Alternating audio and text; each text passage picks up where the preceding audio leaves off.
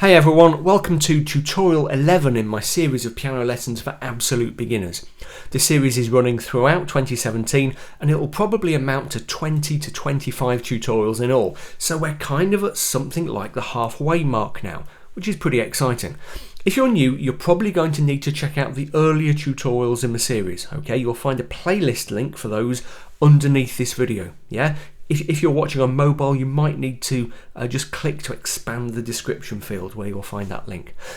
It'll also be handy if you could subscribe to my channel so you don't miss any updates for this series or for any of the other piano tutorials I do. Just click the red button in the bottom right hand corner of this screen and you can subscribe in just a couple of seconds. This tutorial is going to be a little bit different from the ones that have gone before because it's pretty much just going to consist of 3 new pieces for you to work on. Ideally you'll work on all 3, but if you can only do a couple, that's fine. Just save the third one until later. The reason I'm running the tutorial like this is that several of you who are following the series regularly have asked for some extra pieces to work on to kind of, expand your piano repertoire. And I thought it would be a fun way of working on the skills we've learned so far and dropping in a couple of new concepts as we go. You'll find all 3 pieces in this week's PDF, which, as usual, you can find if you click on the download link in the description text underneath the video. What I'm going to do is play through each piece by way of a demo, just with the score on the screen, so you can hear what the end result is supposed to sound like. But so you can't copy what I'm doing. You have to go to the score and work it out for yourselves. And then what I'll do is talk through some of the stuff you need to watch out for in each piece. Yeah, if at any point there's something you can't make sense of, stop and try to work it out from the stuff we've learned in previous tutorials. Okay, that's really important. I really want to kind of force you to think at this stage. With all that in mind, let's get started. So the first piece in the PDF is, as you'll see, entitled Leaps and Bounds. Let me play it through with the score on the screen and then we'll talk about some of the stuff that's going on.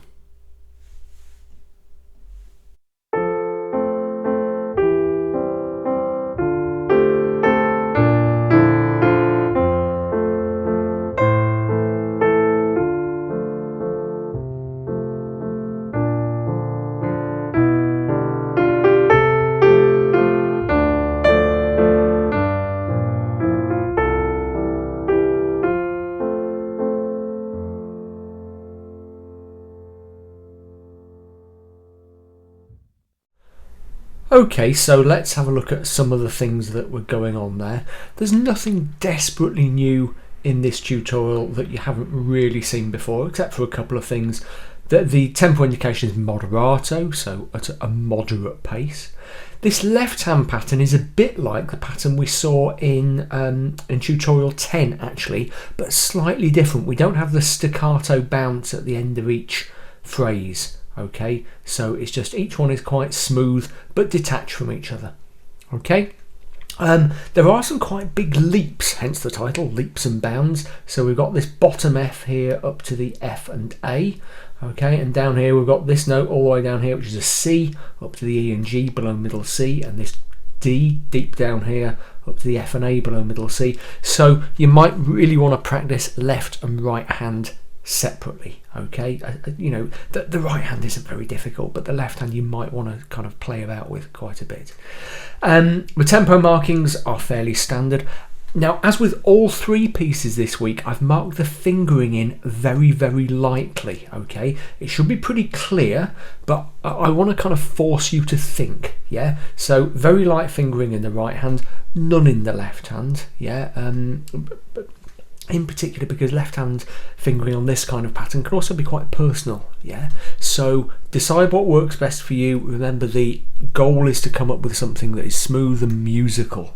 Yeah, a good tip might be to print the thing off and then set about it with your pencil. Okay, so write in the fingerings. That's really good practice. Final really interesting thing here is that we have this pedal marking for the very first time. We're using the sustain pedal. Now the sustain pedal is the right hand pedal on the piano. If you've got 3, it's the right hand most pedal on the piano, and it sustains all the notes that you've got held down. It lifts the dampers off the strings basically, and so any notes you play will stay played, as it were, until you release the pedal. And basically what you're doing here is pedaling on every bar. So put the pedal down at the start of the bar and then this means lift it at the end of the bar and put it straight back down again. Okay, lift, put down again. And the sim, just short for simulate, means keep doing this in the same way all the way through the piece. Okay, so we're right hand pedal every single bar. Play around, pedals vary a bit by piano, see what yours does, but it's really not very complicated and should give you a nice, rich, warm, sustained sound. Our second piece is called Melody in G. Let's play it through.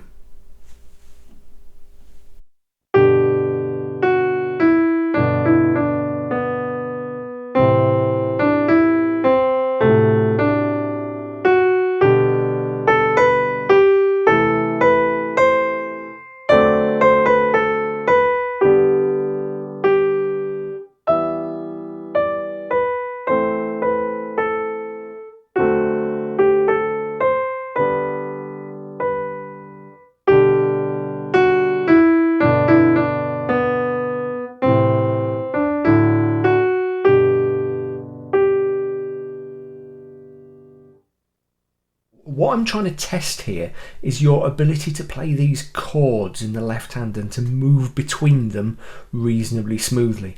One thing you will find, and you probably heard me doing this a little bit, is that sometimes you kind of have to come off a little bit early to get on to the next one, so you will hear little gaps kind of in the left hand. That's not a big deal. You could maybe even try sticking them together with a bit of sustain pedal if you were feeling really adventurous. The main thing is to keep the melody in the right, singing out, and if you like to cover all the jiggery pokery that's going on in the left hand. Now, one thing I am also trying to test here is hand independence, particularly dynamic hand independence. So look at this marking here, left hand sempre piano. Okay, so always soft. Piano is the word that the letter P is short for, so literally soft. Okay, so that left hand should be soft throughout. You might find it going up and down a bit as the melody in the right goes down, but it should be soft and gentle and discreet while the melody in the right sings out. Yeah, you will know if you're getting this too loud because these chords down here will start to sound really sort of muddy and clumpy. Yeah. Apart from that, it is fairly standard. We have got some dotted notes again here. We've been looking at dotted notes past few tutorials, and here we've got an interesting one. And here, let's look at this one. We've got a dotted crotchet followed by a quaver. Now remember, a dot lengthens a note by half. Yeah, so that means that this dotted crotchet now lasts, rather than just one beat, 1.5 beats. Okay, so it's crossing the beat divide, and so we've got a 1.5 beat note followed by a half beat note. So we've got 1, 2, but bum da. Yeah. So if we counted the rhythm in this bar, it would be 1, 2, 3, 4, bum da bum bum. Okay, bum da bum bum. Listen to me playing it again if you haven't quite captured what I'm getting at there, but again, it's the dotted note, this distinctive dotted rhythm creating that sound. Fingering pretty much the same as in the first piece. I've given you some broad indications of what I think you can do in the right hand, and I've said nothing about the left. Yeah, and again, make up your own mind. Just go for things that are smooth and even and musical, and you will have to do some jumping. Okay, there is, unless you've got the most incredibly dexterous fingers, there is no particular easy way of fingering all these chords really smoothly. Just do it as smoothly as you can. And the final piece is this blues in C. There are some interesting challenges here. It's a little bit different, so let me play it through and then we'll discuss them.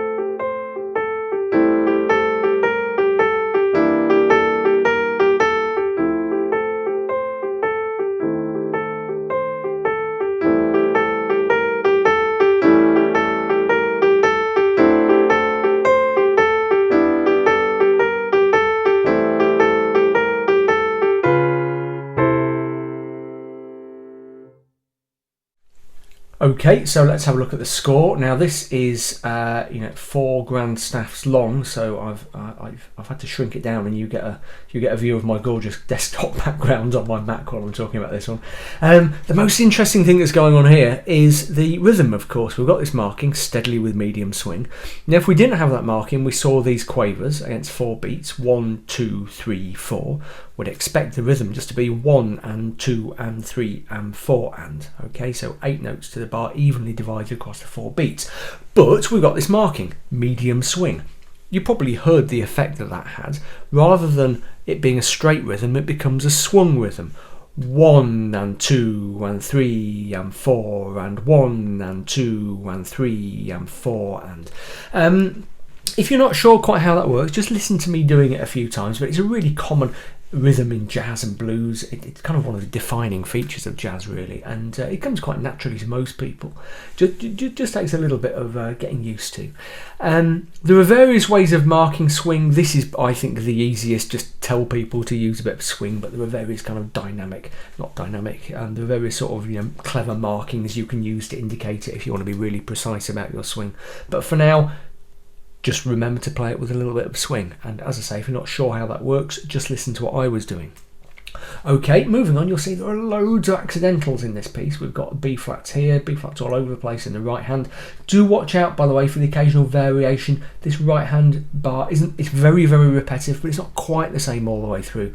So every now and then we've got one that goes up to a C rather than a B flat, okay, to make it work nicely with the harmony. Okay, but we've got lots of other accidentals down here. We've got sharps, yeah, so your job is to work all of these out, yeah, deliberate kind of test for you here to work out what all these accidentals, all these notes are.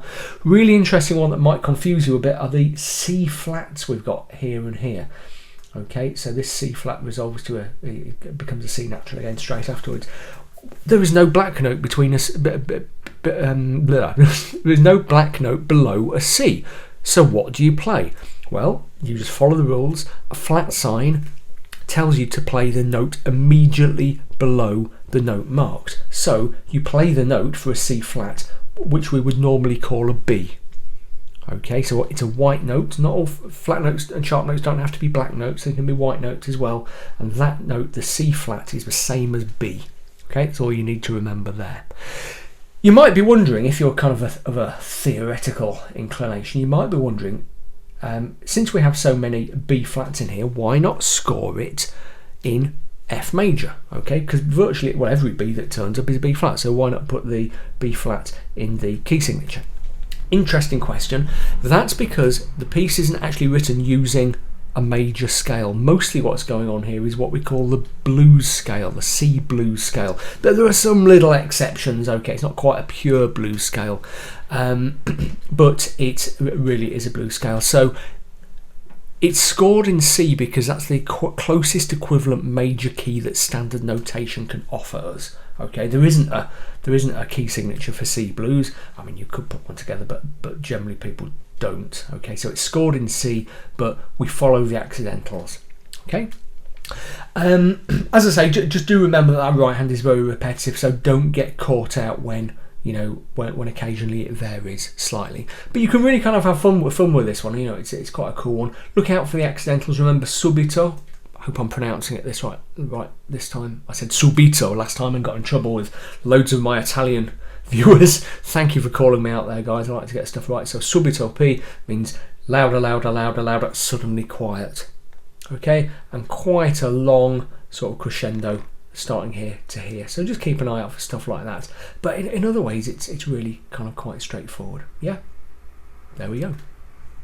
So there we go. Hopefully those 3 pieces have really given you something to get your teeth into, a real challenge that you can work on there. In tutorial 12, we'll be moving on and looking at some more new concepts and some more new scales. On which subjects, don't think I've forgotten, as well as working on these pieces, do please remember to practice your scales every practice session. So that's C, G, D and F majors and the 2 flavours of A minor that we looked at last week. It's worth saying that you're now very much at the stage where you should be able to access some of my other tutorials. So if you like that blues piece, for example, you might like to look at some of my blues tutorials, yeah? Subscribe to my channel if you haven't already, and do check out my playlists to really get stuck into some of those.